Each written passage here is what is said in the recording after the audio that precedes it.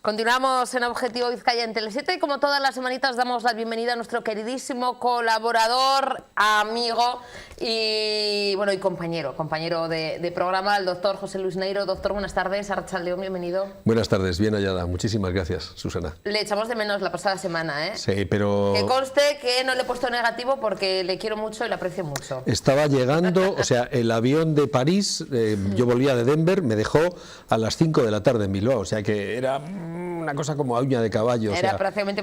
Se ha librado, ¿eh? Yo es como en el cole, ¿eh? Además, voy poniendo ahí... Iba a llegar casi sucio después de 14 horas de vuelo. Madre y mía. Un poco desarreglado y sin peinar y esas cosas. Ay, que es muy coqueto. Sin los rizos, sin los rizos. Es muy coqueto, es muy coqueto.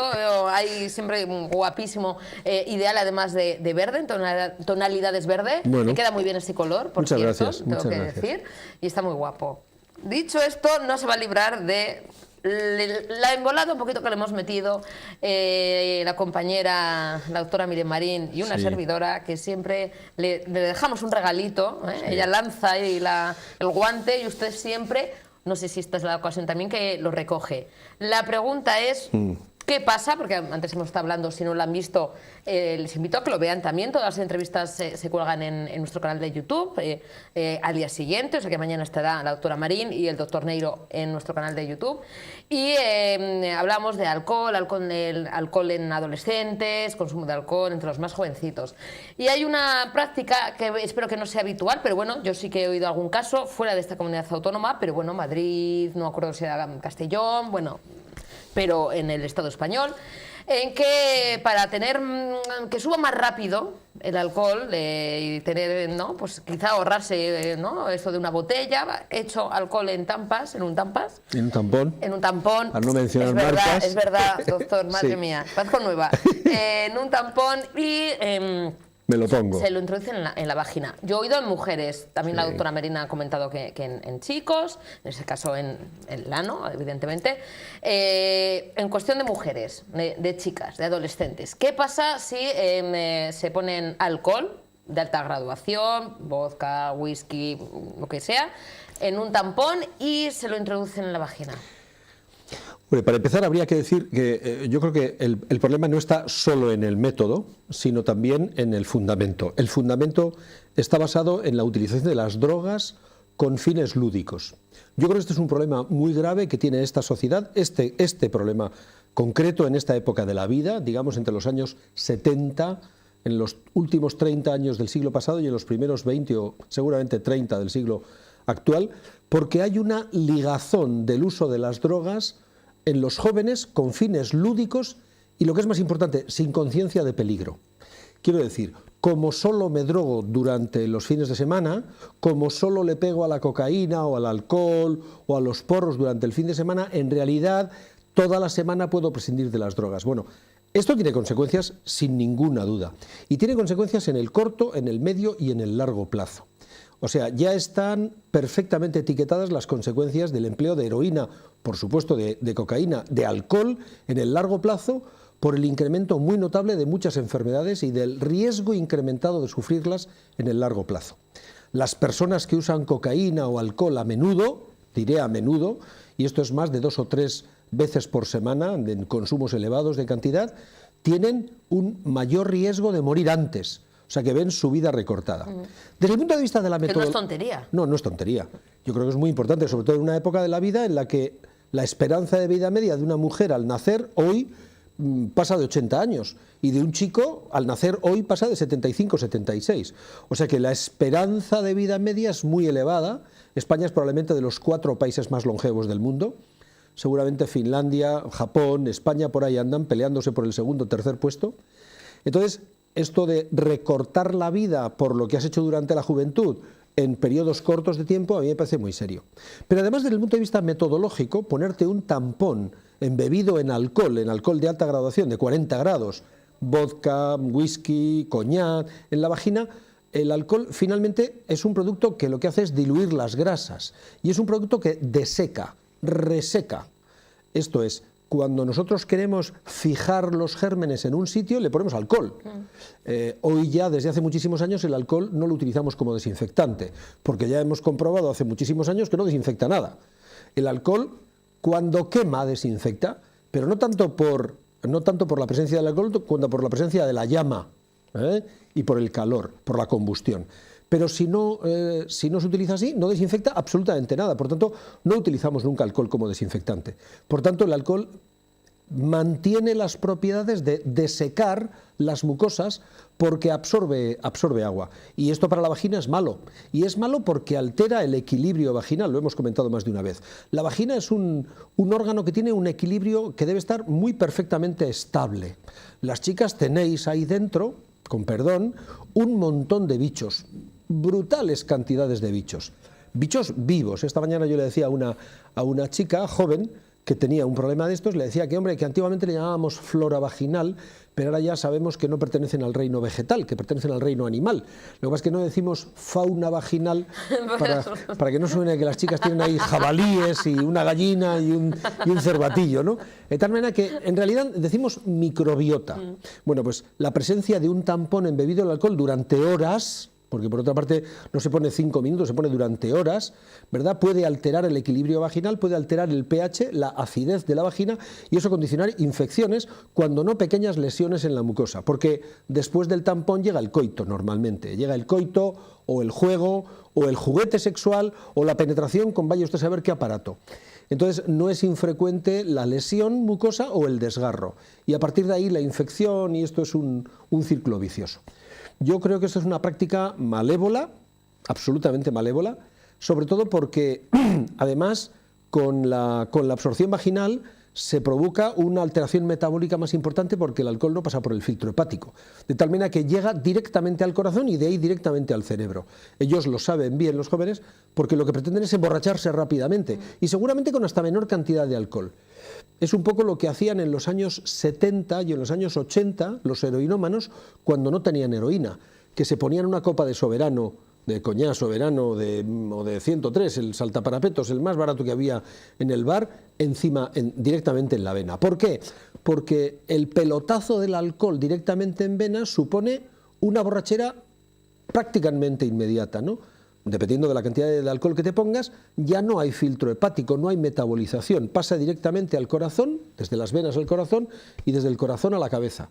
Y lo que se pretende es emborracharte bruscamente.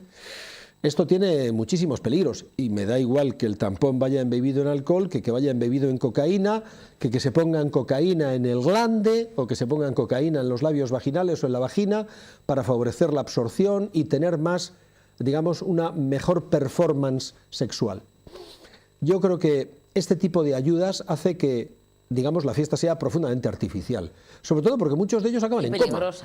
Peligrosa, por supuesto. Y cuando el chico joven termina en coma, la cosa pues, se puede complicar mucho, ¿no? No es nada infrecuente que no ya en el verano, sino también durante el invierno haya todos los fines de semana 1 o 2 adolescentes en coma etílico en un hospital. Y si han llegado en coma, no quiero contar los que no han llegado a ir al hospital y se han quedado en la casa porque estaban completamente borrachos. Esto pasa factura siempre, siempre, siempre. Bueno, tan hasta el extremo, por ejemplo, que durante el embarazo decimos que embarazo y alcohol, cero, tolerancia cero, ni un solo gramo de alcohol en todo el embarazo, por la repercusión que puede tener en la vida futura en el desarrollo del neonato. ¿Y tabaco? Porque muchas veces, doctor, usted lo habrá visto además en su consulta, bueno, pues alcohol cero, pero es que, claro, el tabaco no voy a quitar porque me va a venir peor, me voy a estresar más, le va a venir peor al niño, con lo cual, aunque sea un cigarrito al día. Y se ve por la calle mujeres embarazadas fumando. Es un mito completamente carente de rigor científico y que además es fruto del acervo popular, ¿no? De que doña Maruja o don Marujo, me da igual, lo han dicho unas veces y eso se va extendiendo, pero no tiene ningún fundamento. Aquello de que el mito es, como le voy a generar mucha ansiedad a mi embarazo al dejar de fumar, sigo fumando. No, mire usted, en cualquier circunstancia dejar de fumar es siempre mejor que fumar, siempre, en cualquier circunstancia. El tabaco no le viene bien a nadie para nada, nunca. A nadie para nada, nunca. Entonces, dejar de fumar siempre es bueno. ¿Qué mejor estímulo para dejar de fumar que estar preñada? que están embarazadas. El otro día una señora me escribió diciendo, las mujeres no nos preñamos, se preñan los animales. Le digo, señora, usted es animal, desde el punto de vista zoológico, el embarazo es la preñez de la hembra, pero no quiero degradar a nadie. Durante el embarazo, cuanto menos tabaco mejor, y un cigarrillo es peor que cero. Por tanto, nunca mejor estímulo para dejar de fumar que estar embarazada. Entonces, esas conductas ligadas a las drogas, fundamentalmente para tener en cuenta que la fiesta se prolongue, mal asunto. Mal asunto porque de ahí viene el balconing y no sé qué, y otra serie de bobadas que al final lo único que hacen es poner en riesgo la vida, sobre todo porque te aburres. Y eso forma parte de una determinada forma de estar educado. Quiero decir, seguramente andando el tiempo, el chico que se tira desde un balcón a una piscina en el 5.º piso o que salta de un balcón al otro para que le dé el subidón de adrenalina, ya se dará cuenta que lo que está haciendo es poner en riesgo la vida de manera completamente estúpida, total, para un momento que evidentemente él después rememora en las redes porque lo cuenta 38 veces, pero es aquello de eso, lo de contarlo muchas veces, ¿no? Yo creo que no tiene ningún sentido. Pero también es verdad que los adultos no ofrecemos una mejor alternativa, porque los adultos también tenemos muchas conductas de riesgo y el modelo social de diversión está ligado lamentablemente a las drogas, de tal manera que probablemente empezar con los adolescentes es empezar tarde. Tendríamos que haber empezado con los niños para enseñarles, para inculcarles vida sana. Es que ahí en los colegios, yo es que hace mucho tiempo que dejé de estudiar, aunque parezca que no, doctor, hace unos cuantos añitos, ¿no se da en los colegios educación sexual? Yo sé que cuando yo estudiaba se daba algunos momentos, unos meses, era como algo que venían, te daban una charla, pero tampoco te aclaraban mucho, porque era más tipo charla. Sí. No hay educación sexual. Los modelos educativos cambian sin cesar conforme los políticos van subiendo al gobierno y van cambiando las leyes de educación. Yo creo que el problema no está tanto en los adolescentes como en los chicos anteriores a la adolescencia. O sea, lo que hay inmediatamente antes de la pubertad. Digamos entre los 5 o 6 años y los 9 o 10. Esa época de 4 o 5 años que hay entre los 5 o 6 y los 9 o 10 es la época de la vida en la que uno asienta criterios morales. Y criterios morales buenos, malos o medio pensionistas, de tal manera que con la orientación que sea, con una orientación puramente cívica, religiosa o la que fuere, si en esa época no hemos aprendido a distinguir de acuerdo a las normas que nos hayan dado el bien del mal, lo correcto de lo incorrecto, lo positivo de lo negativo, lo peligroso de lo seguro, si no hemos aprendido a vivir sanamente y a divertirnos sanamente, probablemente cuando lleguemos a los 13 años buscaremos la adrenalina, empezaremos a fumar y nos pondremos un tampón lleno de alcohol en la vagina. A mí esto me raya mucho, fundamentalmente porque el único grupo de población que todavía hoy sigue incrementando su tasa, por ejemplo, de embarazos, son las teenagers, las mujeres de 10 y tantos años, hasta los 20.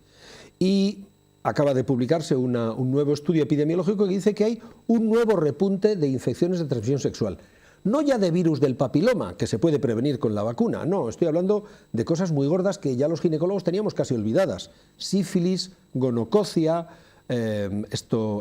clamidia, un montón de infecciones de transmisión sexual muy gordas, todas ellas, lo que antiguamente llamábamos las enfermedades sifilíticas mayores, ¿verdad? Las 4 grandes, que prácticamente teníamos olvidadas y que sin embargo las estadísticas son obcecosas, o sea, ¿cómo se dice?, obstinadas, y nos remontan a tiempos ya pasados en los que parece que han vuelto. ¿Qué pasa? ¿Estamos en un momento de relajación? ¿Se relajan los jóvenes, y no tan jóvenes, vamos? Claro. Hay gente que tiene esas prácticas de riesgo, que no utiliza el condón, preservativos o lo que fuere.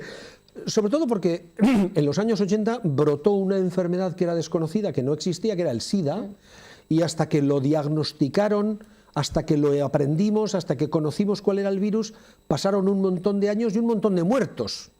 Un montón de miles, de centenares de miles de muertos. Fíjate que en la franja del África subsahariana disminuyó la esperanza de vida 5 años. O sea, había países en Centroáfrica, en el África subsahariana, donde el 15 o el 20% de la población de niños eran huérfanos. Y eran huérfanos porque sus padres habían muerto de SIDA. O sea, esto fue una catástrofe. ¿Cuál es el asunto? Que afortunadamente hoy ya conocemos la historia natural de la enfermedad, del SIDA, conocemos el agente causal, conocemos cómo se desarrolla, los mecanismos patogénicos, conocemos cómo evitarla, hemos diseñado fármacos antirretrovirales, estamos a punto de tener una vacuna. Siempre decimos eso, pero llevamos 10 años diciendo que estamos a punto de la vacuna. Lo que quiero decir es que los enfermos de SIDA ya han pasado a ser enfermos crónicos, ya no se mueren y ya no hay tanto no hay ese rum-rum. miedo, ¿no? Exacto. Entonces, la pérdida del miedo al SIDA ha hecho que las conductas se relajen. Hoy tú entrevistas aquí a un chaval de 16 años que tiene relaciones sexuales desde hace 3 o 4, le preguntas por el SIDA y te mira como las vacas al tren. Te dice, ¿qué es eso? Eso había antes, ahora ya no hay. No, mira, sigue habiendo contactos heterosexuales y homosexuales todos los días que contraen el SIDA. Entonces, ¿cuál es el asunto? Que conjuntamente con el SIDA las conductas de riesgo traen otros problemas. Y lo que comentaba la doctora Marín, que comentabais en la primera parte del programa, de los tampones embebidos en alcohol, pues forma parte de la misma historia, ¿no? Un huir hacia adelante y divertirnos muchísimo, pero a partir de las 2 de la mañana, porque no hemos tenido tiempo a las 6 de la tarde, que nos come el tiempo y que nos obliga a conductas de muchísimo riesgo, que al final terminamos pagando. Esa prontitud como en el caso de divertirse, ¿no? Consumir alcohol cuando son apenas niños, lo mismo que tener esa prisa por tener relaciones sexuales cuando todavía casi no se sabe ni... Bueno, no está ni sentada la personalidad en muchos casos, ¿no? Claro. No se sabe casi ni lo que se quiere o qué te gusta, ¿no? Sí, un hombre o una mujer, oye, ¿por qué no? Efectivamente, bueno, un hombre, una mujer y una mujer, una mujer... Eso es, no me refiero a eso, las que fueren. O sea, si a una mujer le puede gustar una mujer o un hombre, o sea, me refiero que no tenemos todavía claro y ya se tienen esas relaciones. Lo que sucede es que se ha acortado todo en la vida, todos los periodos de maduración se han acortado y Internet, el móvil, las comunicaciones, todo nos ha hecho perdón, que tengamos una vorágine de prisa, ¿verdad?, por hacerlo todo y hay que terminarlo todo muy rápido. ¿A dónde nos lleva esto? Pues a que, digamos, nos dicen los psicólogos, nos hayamos comido la pubertad. El periodo de vida en que había antiguamente entre los 10 y los 12 o 13 años, después de la infancia y antes de la adolescencia, era un periodo en que se consolidaban los criterios morales adquiridos con anterioridad, donde se consolidaban las relaciones sociales, donde el chaval hacía cuadrilla, el chaval y la chavala, donde los chicos hacían cuadrilla y además hacían una cuadrilla cohesionada, con valores en positivo, como solidaridad, amistad, compañerismo, compartir, tal, ¿verdad? Eso ya se ha perdido. Ahora los chicos y las chicas entran en la adolescencia a partir de los 10 años. Cada uno tiene su móvil y además salen con amigos desde los 10 años. ¿Qué quiere esto decir? Que los adultos hemos expresado modelos de conducta que son, en mi criterio personal, aberrantes. El otro día me estaba acordando, siempre se me viene a la memoria el efecto Axe, ¿verdad?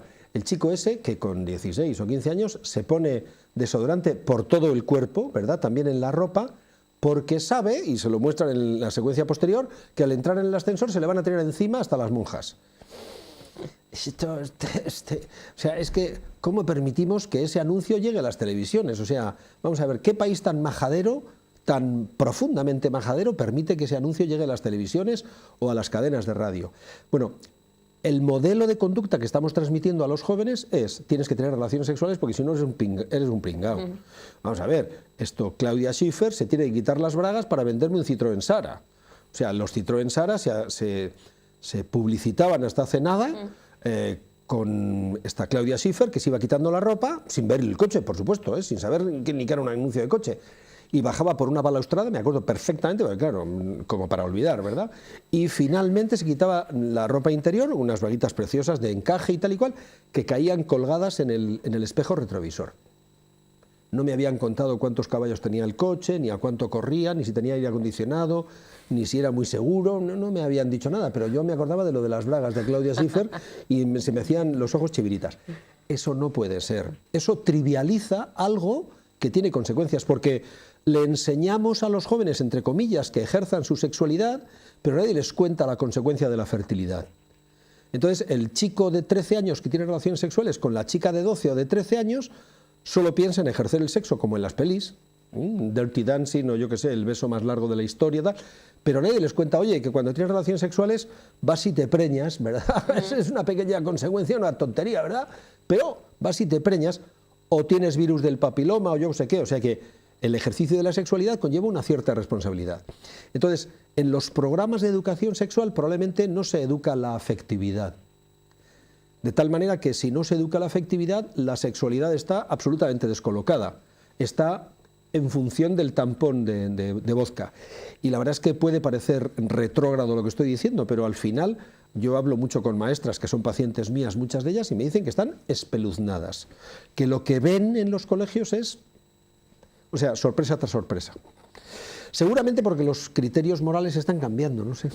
Seguiremos hablando en el próximo programa, que Por favor. no es que a mí también me gusta, ¿no? Como se suele decir, tomarme todo con tiempo y hacerlo todo con calma, Es no más con divertido. rapidez. Es más divertido, Es más probablemente. divertido, se disfruta más, todo hacerlo con despacito, como dice la canción. Por otra parte, así, técnicamente, el aquí te pillo, aquí te mato, casi siempre sale mal. Eso es. Pero rápido, mal.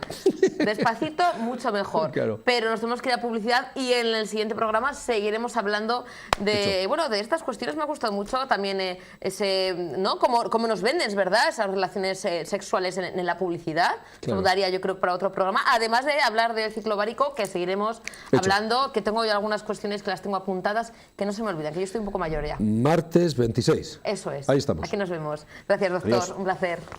Hacemos una rápida pausa para la publicidad, en este caso sí es rápida, muy breve, y a la vuelta continuamos en la segunda parte del programa.